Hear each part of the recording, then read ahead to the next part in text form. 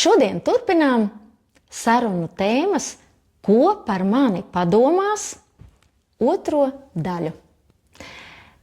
Apziņas espreso studijā šodien es Inga. Un es Edgars. Labdien! Sveiciens visiem! Pagājušajā reizē, apskatot šo jautājumu, ko par mani padomās citi, mēs izskatījām milzumu daudz tēmas. Galvenās idejas tātad par to, ka doma, ko par mani padomās, nāk mums no senām, vēsturiskām jau pieredzēm. Tā nāk caur mūsu vecākiem, no caur paudžu paudzēm. Tās rada noteiktas deformācijas mūsu apziņā. Mēs lietojam dažādas maskas, lai visādā veidā nospēlētu šo lomu atbilstoši tam, ko par mani padomās citi. Vai arī lai izdzīvotu. Un labā lieta, ka tomēr sabiedrība mainās, pasaule mainās, un šobrīd mēs dzīvojam tādā sabiedrībā, kurā iespējams šīs vēsturiskās nepieciešamības vairs nav tik ļoti svarīgas. Un mēs varam atbrīvoties no šīs bagāžas, jo mums arī ir parādījušās gana daudz labas metodes, ar kuru palīdzību mēs varam atmest šīs liekās idejas, ko par mani citi padomās, un vienkārši sākt dzīvot un režisēt pašiem savu dzīvi. Šodien mēs iesim šī pašā tēmā jau daudz dziļāk un apskatīsim tik svarīgu lietu, uz ko tad bāzējas šī pārliecība. Un šī pārliecība, jeb doma, ko par mani padomās citi, balstās uz bailēm. Taču šeit ir visbūtiskākais jautājums. Vai bailes ir balstītas uz reāla vai šķietama apdraudējuma? Un par to mēs visu šodien detaļās. Un baigi svarīgi ir nošķirt patiesas, reālas bailes un apdraudējumu no šķietamas. Jo ģenētiski mums ir iekodēts tikai izdzīvošanas instinkts, ka mums ir nepieciešams izdzīvot reālās briesmās. Taču mūsdienās, tieši tā kā tu minēji, man aizķēra tā doma, ka mūsdienās mums nav lielākā daļa šī apdraudējuma. Man neapēdīs leopards, ja es tur iziešu parkā pastaigāties. Tagad gan lāči parādījušies Latvijā, bet saprātīgi skatoties, ikdienā... Tāda baigā apdraudējuma nav. Ikdienā mums nav šī reāla apdraudējuma. Tātad ģenētiski tas, kas ir patiesi, kur mēs neko nevaram izdarīt, tas ir mūsu izdzīvošanas instinkts, un tas ir mums jau šūnas jau kodolā, mūsu DNS iekodēts. Tās ir saprātīgas, vajadzīgas izdzīvošanai nepieciešamas bailes, kuras ir. Bet visas pārējās, tas ir tieši šīs masku uzlikšanas, ko par mani padomās citi, tas ir balstīts šķietamās bailēs, kurām nav nekāda sakara ar reālo izdzīvošanu. Un šīs šķietamās bailes, tās mums nenāk pa mūsu ģenētisko līniju, tās nāk vienkārši kā kodi mūsu zemapziņā. Man ir grūti pateikt, cik tālu, no senčiem mēs viņus varam arī to psiholoģisko ķēdīti pārņemt, bet skaidrs, ka tas nav miljonu gadu ilgs kā fiziskā ģenētika. Visdrīzākais, ka pamatā vislielāko daļu ar šiem bailēm, ko par mani padomās, un tāpēc es likšu visas tās maskas, mēs iegūstam faktiski šīs dzīves laikā.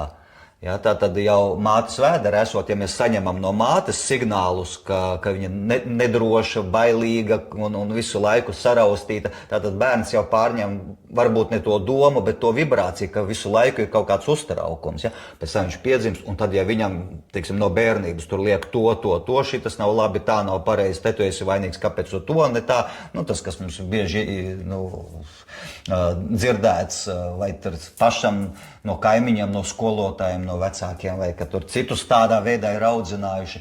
Un tas mums rada šo šķietamo apdraudējumu.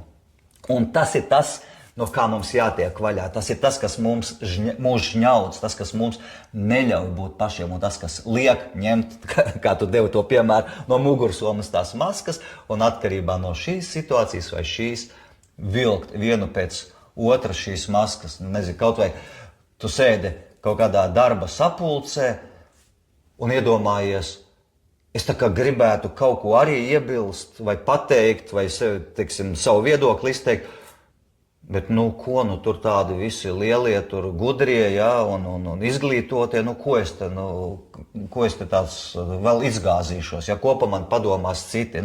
Kaut vai šāds te piemērs. Ļoti elementāra sadzīviska situācija, un es ticu, ka daudzi šādi ir piedzīvojuši, ko es tur teikšu, ko es tur kaut ko, ja. Patiesībā tas nāk mums kā šķietamais apdraudējums, ka kāds tagad, kas var būt sliktākais? Pateiks, nē, Edgar, tā nav, ir savādāk. Ok, es noskaidroju atbildi, esmu uzzinājis, ka ir savādāk, ja? ka nav tā, kā es biju iedomājies. Man starp citu bija ļoti labs viens piemērs, tad, kad es sen atpakaļ kārtoju sev autovadītāju tiesības jaunībā, un tam mums bija kursi, kur mums notika apmācības. Un tad tas pasniedzējs mums tur kaut ko stāsta, un vienā brīdī pilnīgi pēc tās telpas var just, ka kaut ko līdz galam nesaprot visi. Un tikai viens bija, man likās pēc izloksnes, viņš bija ārzemju latvietis. Un viņš ņēma un skaļi droši uzdeva tos jautājumus, kas likās, kur citi tā kā personīgi man arī bija kaut kāds tas jautājums, ka es nesaprotu, ko tas pasniedzējs tur izstāstīs tādu. Un man ir tas jautājums, bet es domāju, droši vien, ka visi citi saprot, ko tad es tagad vaicāšu. Un viņš ņēma un tādu drošu toni, skaļu balsi uzdeva savu jautājumu. Un kas bija tas interesantais? Atbildi dabūja visi. Atbildi dabūja visi, bet ka tas, kurš droši vaicāja, viņš vienmēr saņēma korektu atbildi. Bija tādi, kuri tā kā baidās, kā pavaicāt, un viņš nepārliecinoši uzdod to jautājumu, un tas pasniedzējs vēl kaut ko, es taču jums to tikko izskaidroju, vai arī kaut ko vēl pavelku uz zoba, vai tad tu tur tā kā nesaproti. Tātad viņš arī nolasa tās bailes, ja, un atšķirīgi attiecas pret to. Līdz ar to tas, kurš droši uzdeva jautājumu, jā, viņš tātad ar absolūtu pārliecību, jā, es šo nezinu, un es drošā tonī vaicāju, jo es esmu pārliecināts par sevi, bet es nezinu šo konkrēto jautājumu, un es gribu uz viņu saņemt atbildi. Un man ir visas tiesības pavaicāt, lai ko tu atbildētu. Un saņemot šādu drošu jautājumu, skaļi izteiktu, pasniedzējs ņem un ļoti cilvēcīgi izskaidro. Un es vēl tagad šo piemēru atceros, un man viņš pat ļoti palīdzēja pa dzīvi, kur arī bija kaut kādas situācijas, kur es kaut kādā, tur sapulcē vai kaut kādā nopietnu cilvēku salidojumā, tā kā gribētu kaut ko pavaicāt vai kaut kādā prezentācijā, un tad ir tie 3 varianti, vai es labāk nevaicāšu, citādi kāds padomās, Edgars Muļķis nesaprot, vai otrs variants, ka tā kā pavaicā, bet tā kā nedroši vaicā, un 3. variants, ka tu ar visām savām šūnām, ar visu savu būtību rādi, jā, es šo jautājumu nezinu, tāpēc jau es prasu, tāpēc šeit esmu atnācis, un es nekautrējos kaut ko nezināt, jo nevar visu zināt. Un šie 3 atšķirīgie līmeņi, kā tu vari reaģēt uz situāciju, kur tev tā kā vajadzētu pavaicāt vai noskaidrot, pilnībā izmaina arī to situāciju, kā pret tevi attiecas. Te jau arī ir tas, ka kā tu pieskāries arī šim jautājumam, patiesībā to nenosaucot, kā mēs būtībā jūtamies tajā brīdī, tā pasaule atreaģē. Mēs ar vārdiem varam teikt vienu, bet nolasa jau ko citu. Un itin bieži ir tā, bet es taču tā darīju, kāpēc tagad tā reaģē? Vai kāpēc tā notiek?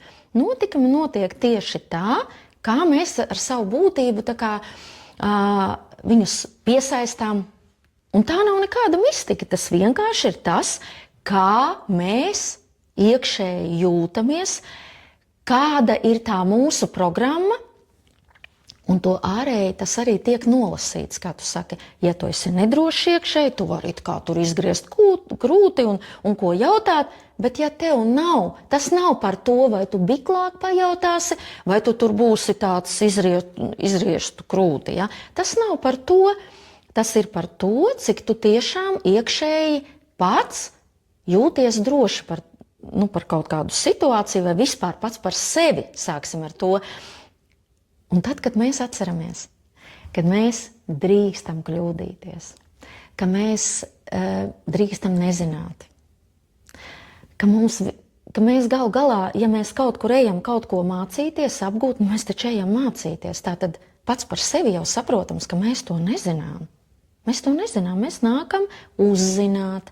Un tad ir tik dabiski jautāt, un jo tu vairāk pajautās, jo tu vairāk arī padziļinātāk un tieši sev piemērot arī uzzināsi. Un tas es iestarpināšos jebkurā situācijā. Vai tu ej uz kaut kādām nodarbībām, ko uzzināt, vai tu aizēji veikalā iepirkties, vai tirgu, vai poliklinikā kaut ko pavaicāt. Ir taču piemēri, ka jau mūsu vecāku vai vecvecāku paudzi, kas ir pieradusi, labāk, ka neko. Viņš iet, poliklinikā, viņš ir apjuts, viņš nezina, kā tur, ja?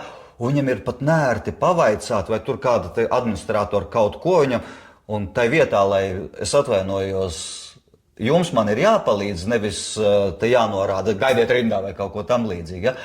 Ka tev ir visas tiesības pastāvēt par sevi, jo tu esi atnācis uzzināt, un ne jau es tā esmu karalis, ja? Bet ka tev nav jābaidās, un tā mūsu vecāku paudze, kas ir izaugusi uz tām bailēm, ja, viņiem ir grūti šo pārkāpt. Jaunā paudze jau tam kāp pāri, un tas izpauž jebkurā situācijā, jebkurā dzīves situācijā. Un tā kā tu tagad arī pieskāries par tām paudzēm, protams, jo mēs kļūstam vecāki, jo vairāk, lielākā kaut kādā vecumā, ja, jebkurā gadījumā, iedomājies, tu tagad aizēji kaut kur apgūt kādas jaunas zināšanas, tu taču esi vienā līmenī ar to jaunieti. Ja? Un tagad itin bieži es tieši ar vienu draudzeni arī nesen runājos, un viņi tieši dalījās, ka viņi mācās augstskolā, un vienā, tātad tur ir jaunieši, kas tikko beiguši vidusskolu un attiecīgi mācās augstskolā, un viņa, kura ir aptuveni arī mana vecuma, ja? Tātad, negluži uzreiz pēc vidusskolas, ja? Un viņa šo izvēli ir izdarījusi tieši šai konkrētajai izglītībai, ko viņa grib vēl papildināt tām sevis esošajām, ja? Un skaidrs, ka tas nebūs tikko uzreiz pēc vidusskolas, vēl jau vairāk, ja tā ir jau kura, kārtējā no izglītībām. Ja? Un te ir tas, ka tas ir tikai loģiski, ka es vienalga, kādā es tajā brīdī esmu vecumā, es taču atnāku apgūst to no jauna. Ja? Un te ir tas moments, ka tātad, jo es esmu tā kā lielākā vecumā, jo ja es neesmu par sevi pārliecināta un domāju, ko tad par mani padomās, kā tad iedomājies tās jaunās meitenes, ja, pēc vidusskolas, viņas tagad sēž, neko nejautā, droši vien visu zina, ja, un es te tāda savā vecumā neko vēl nezinu šajā. Ja. Un te ir tas, ka tas nav ne par vecumu, ne par ko. Tas ir stāsts par to, ka es ļoti droši zinu sevī, ka man ir tiesības jebkurā vecumā kaut ko nezināt. Man ir tiesības kaut ko jaunu uzzināt un apgūt. Man ir tiesības būt arī nezinošam visās jomās. Vai man ir tiesības pajautāt, pat ja es zinu, bet es gribu precizēt. Es gribu dziļāk iet šajā jautājumā, es gribu paskatīties no cita skatu punkta. Un tad jau vairs nav jautājums par to, ko par mani padomās. Ne par vecumu, ne par konkrēto situāciju, ne par konkrētām zināšanām. Tas vispār nav par to. Tas ir par to, kā es sev ļauju būt nepilnīgi pilnīgam. Jo tā izpausme, viņa var būt visdažādākā. Ja, vienam, pieņemsim, ļoti svarīgi ir, lai visi domā, ka viņš ir bagāts, turīgs, ka viņš Nu, ir bijis man viens arī konkrēts piemērs, kur cilvēkam ar naudām knapi, bet viņš atrod placī vecu mašīnu, bet ļoti labu modeli un kaut kādu no tām augsta līmeņa mašīnu. Ne Ferrari, bet teiksim, vecu Mercedesu, bet ļoti veiksmīgu modeli. Viņam ir 9 gadi tam auto, bet viņš labi izskatās. Un viņš izliek pēdējo naudu uz to auto, un viņš brauc ar Mercedes, kurš labi izskatās, tur vēl melns, man liekas, viņam tieši bija. Un viņam ir sajūta, ka, ja viņš kaut kur aizbrauc ciemos, vai ka visi domā, ka viņš ir bagātnieks. Ja? Tātad izveido tādu šķietamu burbuli par sevi, jo viņam ir svarīgi, viņam, tā kā, acīm redzot, viņu tur visu laiku bērnībā iztrostojuši par to, ka, jābūt ir tādam, a tu nekas neesi. Ja? Un cilvēks, lai vienkārši pieņemtu, ka es esmu tur, kur es esmu, viņš mēģina sevi attēlot, ka viņš ir, 3 pakāpes bagātāks, ja? vai kaut ko. Atceries, bija mūsu Latvijas humoristi bija uztaisījuši kaut kādu filmu, tur, tā kā viens aiziet pie apglabāšanas biroja un saka, ka viņam vajag kāzas uzrīkot. Viņš saka, viņi saka, jums vajag to, tas maksā, tur neatceros, 10 000. Viņš saka, man ir tikai 2 000, bet man vajag uztaisīt tā, lai izskatās uz 10. Ja?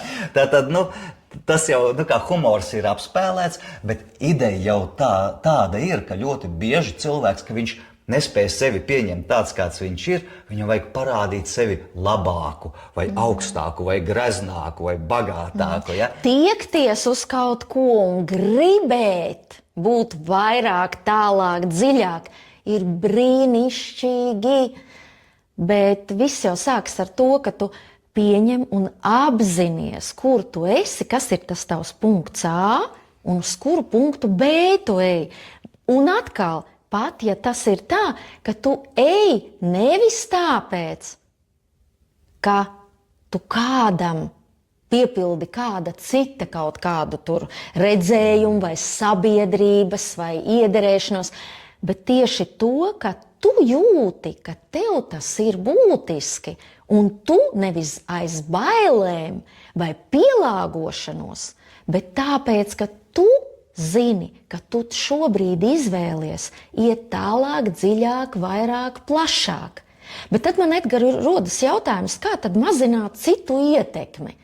Kāds varētu būt rīcības plāns, jo ne jau visiem tomēr arī ir apkārtā veicinošā vide, kas ļauj apstāties un konstatēt, ka es varu būt es, ka tā vide ir atbalstoša un saka, jā, tev ir tādas tiesības, tikai tu vēl to neesi apzinājies. Ne jau visiem, tad kā mazināt to ietekmi?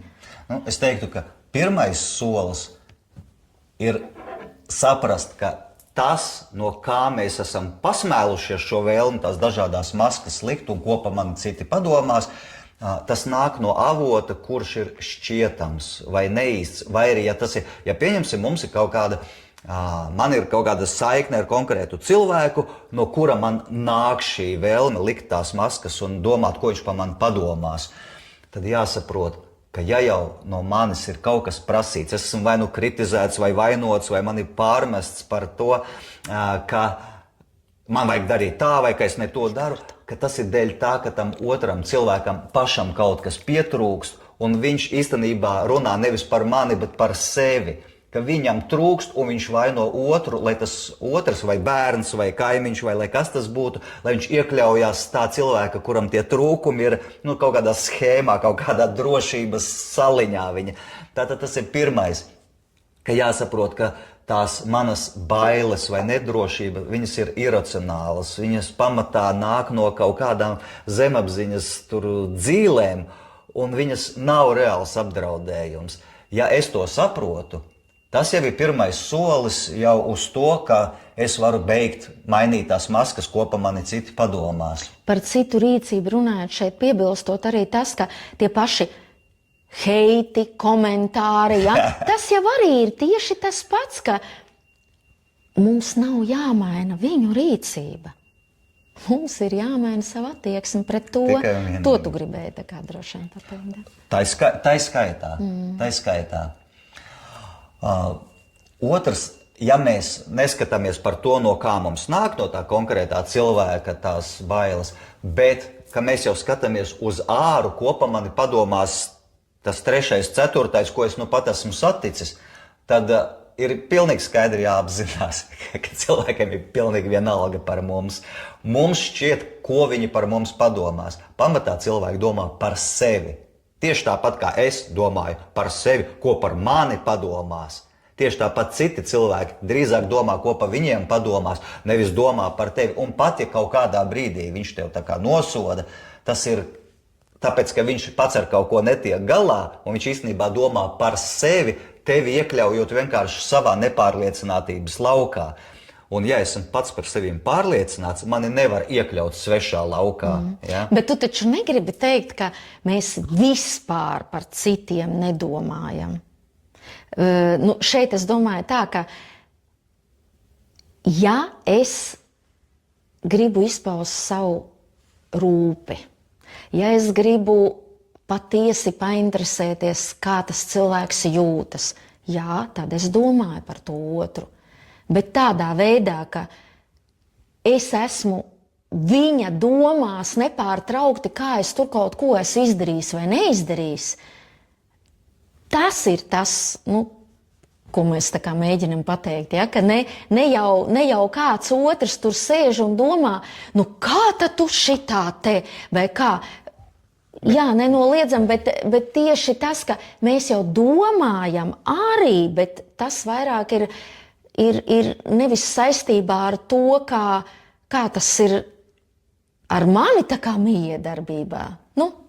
Tas, ka kāds no malas uz sekundi burtiski paskatās, ko tas te tāds, vai kaut kāds tur atšķirīgs no manis. Jā, bet jebkurā gadījumā tas ir stāsts par viņu pašu, kā ar mani. Ja? Pirmkārt, viņš domā reāli, tur sekundi, dažas, ja? Mēs domājam, ko viņš par mums vispār domā. Ja? Tātad mēs to vispār izplešam pa milzīgu laika telpu. Ja? Viņš ir padomājis burtiski pāris sekundes, kas tas pa dīvainīt, vai tur. Otrs, tas, ko tu saki, viņš jau pa sevi runā, viņš jau ar to atspoguļo savu uztveri, nevis mūsu kvalitātes. Viņam nav ne jausmas, kādas ir manas kvalitātes. Un ja viņš kaut ko par mani padomā, tad viņš jau vienkārši savu redzējumu izpauž. Kā mēs varam apliecināt, ka viņam tiešām nav ne jausmas par mums? Tas, ko mēs sākumā teicām, ka mēs jau tik ļoti baidāmies būt paši un sevi nepazīstam. Kur tu vēl kāds cits mūs tur pazīst, ja? Un mēs tik ļoti neizpaužam. Un atkal, mēs nonākam līdz tam, ka mums ir tik izdevīgi būt pašiem. Paši sevi zināsim un cits uzzinās. Un varbūt tād par mums padomās, bet jau padomās tieši īsteni kādi tad mēs arī esam. Un ja viņš tiešām par mums padomās, tad mēs jau varēsim teikt, jā, es tāds esmu, labi, viņš padomāja, bet es taču zinu, ka es tāds esmu, un tad jau mani tas vairs neuztrauks. Bet tik ilgi, kamēr es esmu izpaudis sevi fake, un es tas neesmu, mēģinot būt kaut kas cits, tad skaidrs, ka man uztrauks, šitā maska atbildīs viņam? Neatbildīs? Ko viņš par mani padomās, ja? Atceries, ka mums bija Lajus ar Iritu Rozentāli, un ka viņa izmeta superīgu domu. Viņa saka, ka tad, kad viņa atklāja visas savas tabū tēmas publiski ēterā, viņa saka, kopš tā brīža es jūtu tādu atslābinājumu, bet tādu brīvības sajūtu, ka man vairs nav ko slēpt, ja? Es visu pa sevīm atklājis. Līdz ar to pareizi, ja es droši nebaidos parādīt, jā, es tāds esmu, šis ir manas izpausmes, un tāpat tie citi redzēs tikai caur savu prizmu. Ja? Tātad, ja es brīvi šādi spēju parādīt sevi, tad viens ir, es nemeloju sev, es atbrīvojos no tā, ko par mani padomās, jo es jau esmu visu atklājis, domājiet, ko jūs gribat. Ja? Treškārt, man ir manas kvalitātes. Un es esmu tāds, kāds es esmu savā būtībā, un citi to redz nevis tādu, kāds es esmu, bet kā viņi mani uztver. Tātad faktiski šeit stāsts nav vispār par citiem, vai ko citi padomās, vai kā. Šeit ir stāsts tikai un vienīgi par to, cik es komfortabli jūtos pats ar sevi, savā būtībā, savās kvalitātēs, un tā jau ir tas, ko padomās citi. tam nav nekāda sakara ar to, kas es patiesībā esmu. Ja? Tātad šis ir ļoti svarīgi. Kopsavilkot, šodien mēs apskatījām daudzus jautājumus par bailēm un to šķietamo vai reālo pamatojumu. Šodien mēs tā kā no malas apskatījāmies uz šo jautājumu. Taču nākamajā epizodē mēs jau skatīsimies uz konkrētiem risinājumiem, kā atbrīvoties no visām šīm te programmām. Šodien mēs atvadāmies un uz tikšanos jau nākamajā epizodē. Atā! Tā!